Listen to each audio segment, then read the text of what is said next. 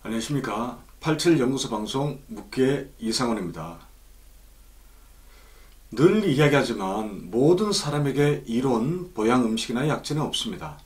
어떤 체질이냐에 따라 이로움보다는 오히려 해가 되는 경우가 많습니다. 지난 방송에서 소개해드린 10가지 갱년기에 좋은 보양 음식 역시 해로움 없이 모두에게 이롭게만 작용한다면 갱년기를 힘들어할 사람은 아무도 없어야 합니다. 하지만 그런 음식을 먹고 효과를 경험하신 분들이 많지 않습니다. 왜냐하면 대부분의 갱년기에 좋은 음식이 알고 보면 우리나라 사람들의 체질에 맞지 않는 경우가 훨씬 더 많기 때문입니다. 단적으로 한태양인 금음체질인 어떤 분이 칡즙을 드시고 있었는데 저에게 설사가 나는 이유가 무엇이냐고 물으셨습니다. 물론 칡은 간으로 귀경합니다. 하지만 간을 돕는 것이 아니라 간의 화기를 줄여주는 사하는, 즉 기운을 깎아주는 약입니다. 그럼 약한 간을 더욱 약하게 하고 칡의 찬 성질이 몸까지 냉하게 하니 당연히 설사가 날 수밖에 없습니다.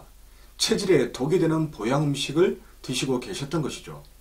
그러니 갱년기에 좋은 음식을 선택할 때도 반드시 본인의 체질을 먼저 알아야 합니다. 그런 뒤에 적당한 음식을 선택해야 합니다. 그렇게 해야만 고통스러운 갱년기 증상을 이겨낼 수 있습니다.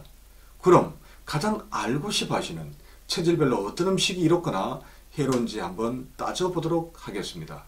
먼저 칡입니다. 칡은 간으로 귀경해서 간열을 사하는 성질이 있습니다. 그렇다면 칡은 간이 가장 튼튼한 태음인, 즉 모금체질과 목양체질에게 최고로 좋습니다. 그 다음 간이 두 번째로 튼튼한 한소양인 토양체질과 한소음인 수음체질도 좋습니다. 다만 칡은 성질이 차갑기 때문에 태음인도 진하게 달여 먹거나 오래 복용하면 부담이 됩니다. 그런데 한소음인은 너무 냉해서 장부 측면에는 약한 간을 도와 이로울지 모르지만 음양적 관점에서는 해롭습니다. 둘째, 검정콩입니다. 콩은 기본적으로 폐를 가장 크게 보호하고 그 다음으로 신장을 보호합니다. 그런데 검정콩은 검은색이어서 신장을 조금 더 보호하는 성질이 있습니다.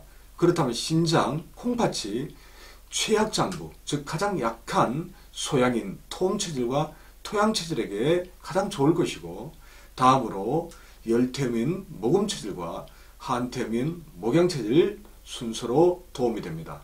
열태양인 금양체질은 무난한 편입니다. 셋째, 율무입니다. 율무도 콩가루이니 콩과 비슷한 품종이니 위 내용에 준해서 판단하시기 바랍니다. 네 번째, 흑염소입니다. 흑염소는 육류이고 성질이 따뜻합니다.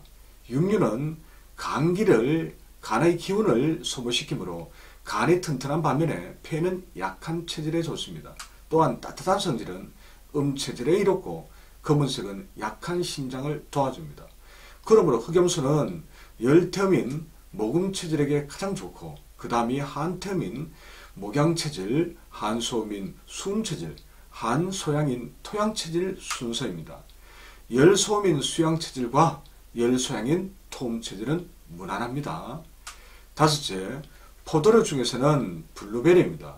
블루베리는 간을 보호하는 성질이 탁월하고 신맛이 가장 강하며 색은 암청색입니다. 그렇다면 태양인 금양체질, 금음체질에게 매우 이롭겠죠. 열소양인 토음체질과 열소음인 수양체질도 도움이 됩니다. 여섯째, 석류입니다. 석류는 붉은색이고 성질은 따뜻하며 폐와 대장을 도와주는 성미가 강합니다. 그런데 맛이 신맛입니다. 하지만 간을 보호하는 작용은 그렇게 크지 않습니다. 신맛임에도. 체질 적합도를 따져보면 음체질이면서 폐가 약한 태음인 모금체질과 목양체질에게 가장 이롭습니다. 다음으로 소음인 수양체질, 수음체질이고 한소양인 토양체질도 복용 가능합니다. 일곱째, 하수오와 백수오입니다. 이 둘은 간을 보호하는 성질이 탁월합니다. 그 다음으로 신장에도 좋습니다.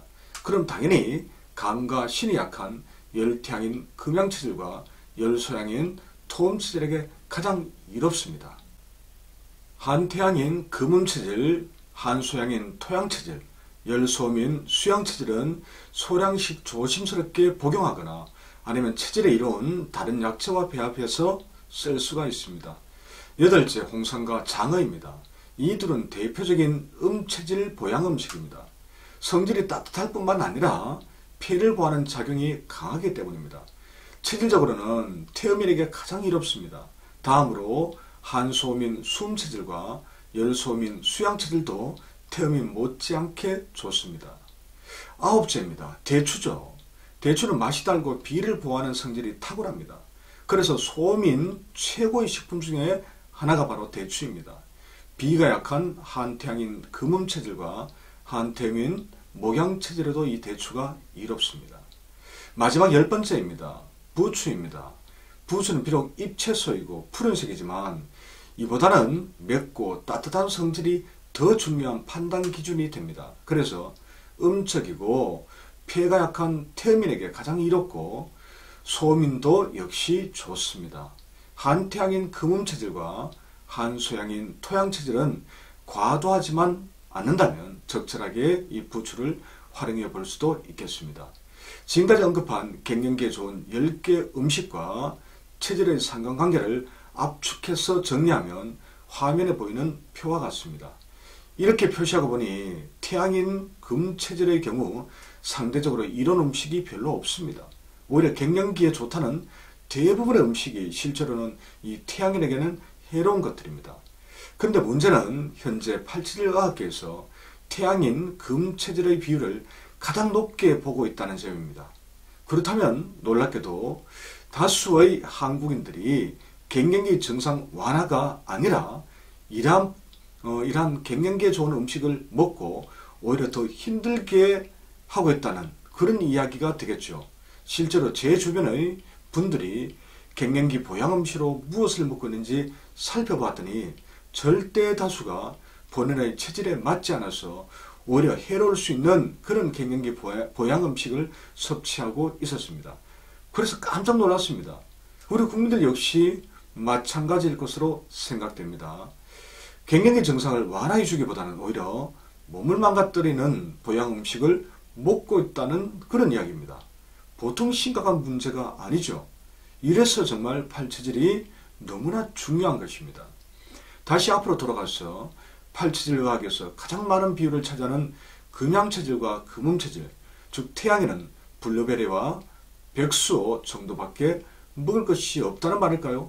이 백수호, 즉 하수호도 역시 열태양인에게 이롭고 한태양인은 약간 부담이 될 수 있습니다. 정말 태양인에 먹을 만한 갱년기 보양 음식의 종류가 조금 적기는 사실합니다. 하지만 간접적으로 이 갱년기 증상을 도와줄 수 있는 보양 음식이나 약재들이 찾아보면 분명 있습니다. 언뜻 생각해봐도 오가피, 비타민C, 붕어즙, 구연산, 감식초 등이 있습니다. 모두 태양인 금체질에게 도움이 되는 음식이나 약재입니다. 이런 것들을 통해 약한 간을 보강하여 장부 균형을 회복할 수 있다면 갱년기로 인한 증상을 완화시킬 수 있습니다. 그리고 갱년기 극복을 위해서 단지 음식이나 약재만 찾아서는 안 되겠지요. 음식 못지않게 수면과 정서적 안정, 적당한 운동도 반드시 필요합니다. 갱년기 증상이 매우 심하신 분들이라면 음식에 더하여 수지뜸이나 무국보양뜸, 즉 뜸사랑 구단 김난수쌤이 창안하신 거죠. 이 무국보양뜸을 뜨시면 효과가 더 빨리 나타납니다. 제가 아는 여성분은 무국보양뜸을 앞뒤로 모두 뜨기가 귀찮아서 앞쪽의 곡지, 외관, 중안, 관음만 뜸을 했다고 합니다. 이것만으로도 갱년기 증상이 많이 완화된 사례도 있습니다. 수의뜸 역시 갱년기 증상이 호전된 경험 사례가 말할 수 없이 많습니다. 그럼 갱년기 음식과 팔체질의 관계 어느 정도 정리가 되셨습니까? 남들이 좋다고 해서 무비판적으로 따라하지는 마십시오. 반드시 체질을 고려해서 갱년기 음식을 선택하시기 바랍니다. 그럼 오늘 공부는 여기서 마치겠습니다. 지금까지 팔체질 연구소 방송 묻게 이상원이었습니다. 다음 방송에서 다시 뵙겠습니다.